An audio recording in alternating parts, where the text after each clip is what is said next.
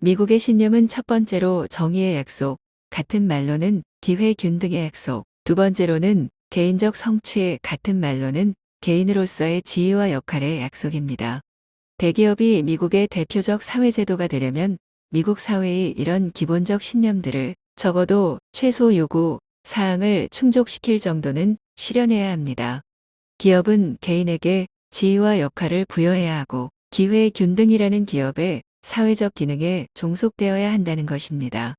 개인으로서 지니게 되는 지위와 역할에 대한 요구는 다음과 같은 의미를 가집니다.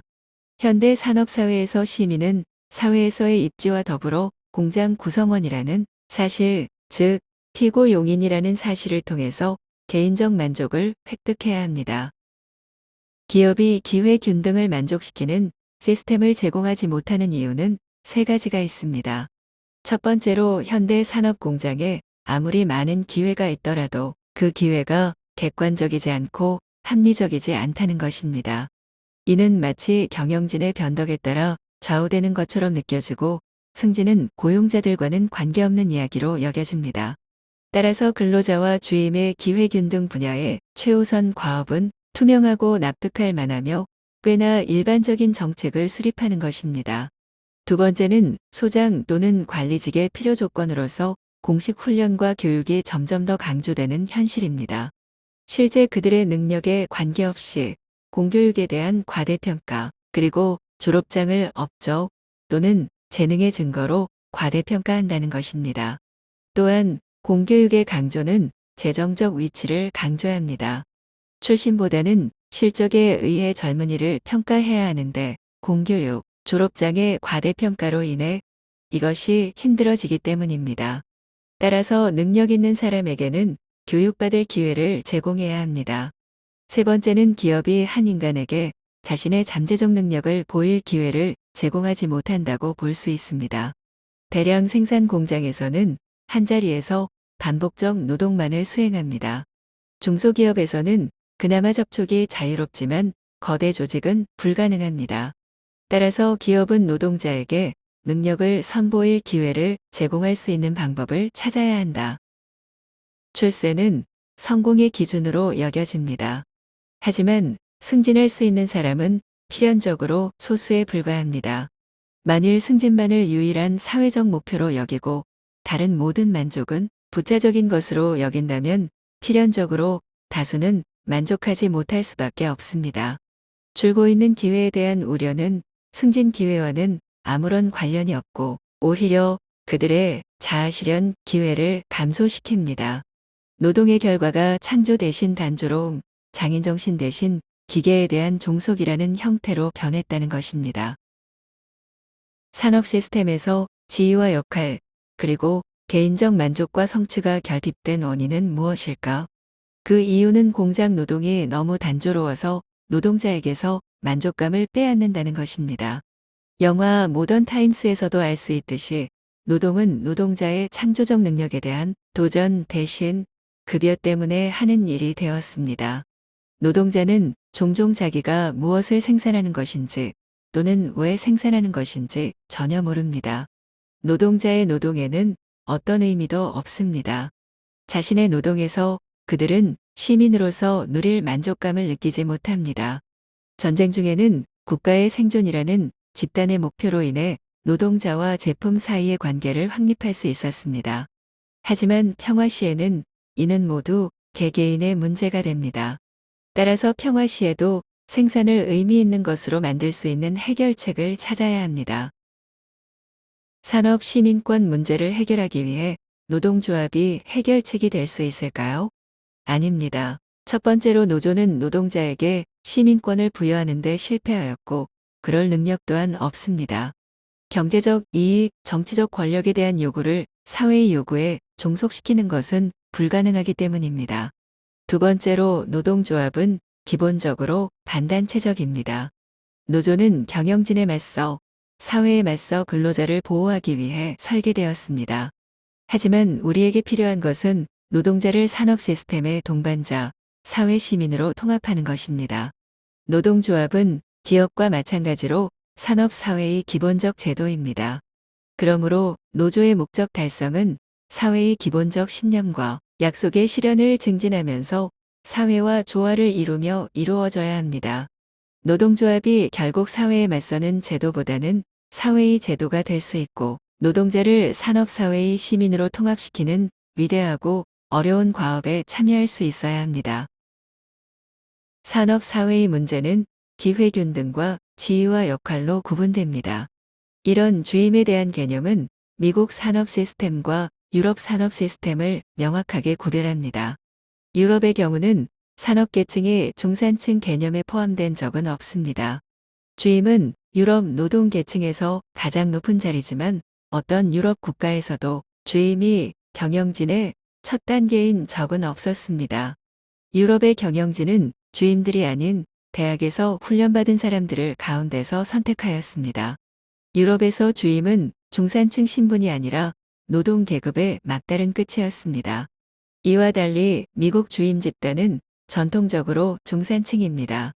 더 낮은 계층의 누구라도 능력만 있으면 올라갈 수 있는 동시에 주임 집단 중 누구라도 능력만 있으면 경영진이 될 수 있었습니다. 만일 중산층 사회를 유지하고 싶다면 주임의 전통적 위치를 유지해야 합니다. 주임이 경영진으로 올라갈 기회를 주임의 중산층으로서의 기능과 지위를 유지해야 합니다. GM은 분권화의 기초에서 조직된 기업은 주임 문제를 어떻게 해결하는지를 보면 크게 세 가지로 볼 수 있습니다.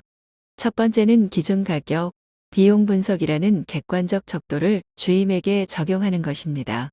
주임은 매년 자기 부서의 비용과 산출에 효율 예산을 세웁니다. 만약 능력이 부족한 주임이라면 낮은 효율성이 나오게 될 것이고 이러한 예산을 토대로 주임은 자신이 일을 어떻게 하고 있는지 확인하고 경영진은 주임의 능력을 판단할 수 있는 기준을 얻을 수 있습니다. 두 번째는 주임을 임원 자리에 맞게 훈련시키고 전도유망한 주임을 보다 책임 있는 자리에서 검증하는 것입니다. 이는 전체 사업과 자신의 사업부가 가진 기능을 이해시키는 것이고 모든 사람들에게 이러한 기회를 주는 것이 감독자와 공장 책임자에게 유리합니다.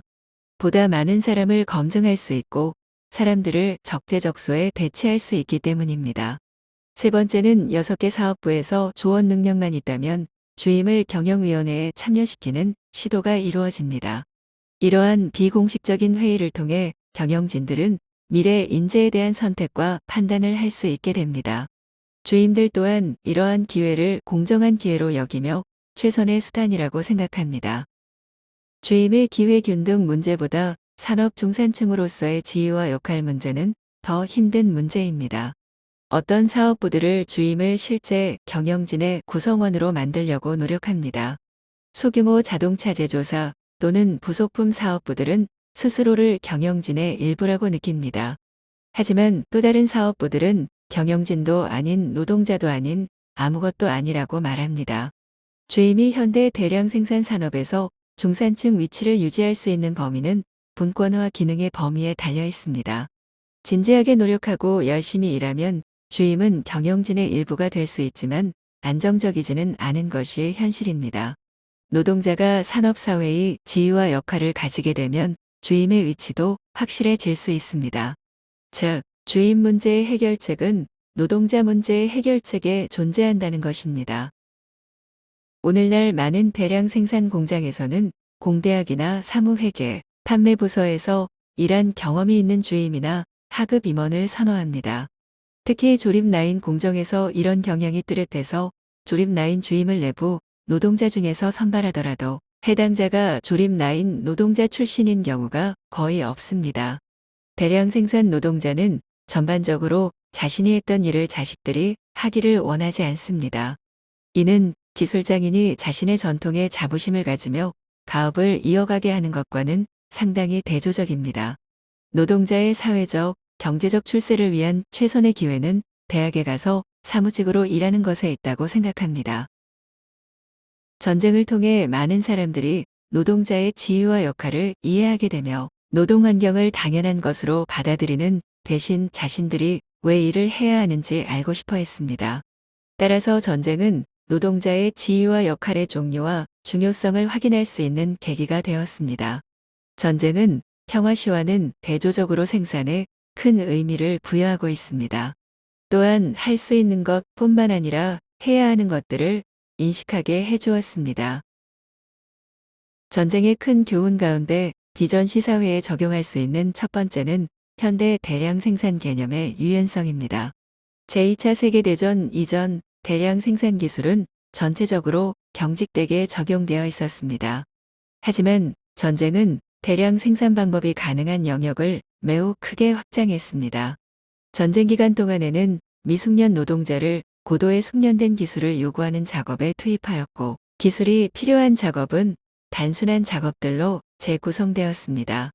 노동자는 완성된 제품에 대한 설명을 들으면서 훈련을 받았습니다. 그에 따라 경험이 전무한 신규 노동자 수천 명이 몇 달 안에 정밀 제품을 생산하게 되었습니다. 이를 통해 현대 대량 생산은 규모만 충분히 크다면 어떤 작업도 감당할 수 있다는 사실을 배우게 되었습니다. 두 번째 교훈은 노동자는 자신의 급여만 있으면 충분히 만족했고 자신의 작업과 제품에는 관심이 없다는 주장이 사실이 아니라는 것입니다. 오히려 노동자는 자신의 작업, 제품, 공장, 일에 대해서 더 집중하며 잘하기 위한 방법을 배우기 위한 기회를 가능한 한 많이 갖기를 희망했습니다. GM은 사업부 하나를 군용 카빈총을 생산하는 부서로 전환하였습니다. 사격장에서 카빈총을 보여주고 분해하여 어떻게 작동하는지 설명하였고, 노동자가 직접 작업할 내용과 부품을 보여주었습니다. 또한 부품의 크기에 따라 총의 기능에 어떠한 영향을 미치는지도 설명하였습니다. 그리고 근무시간 활용 연구와 노동자 개인의 생활 패턴을 기초로 가장 효율적인 생산 방법을 고안했습니다. 이는 절차를 수립하고 일정을 설계하는 주체가 노동자 자신으로 변화한 것인데, 이는 기대 이상의 결과를 가져왔습니다.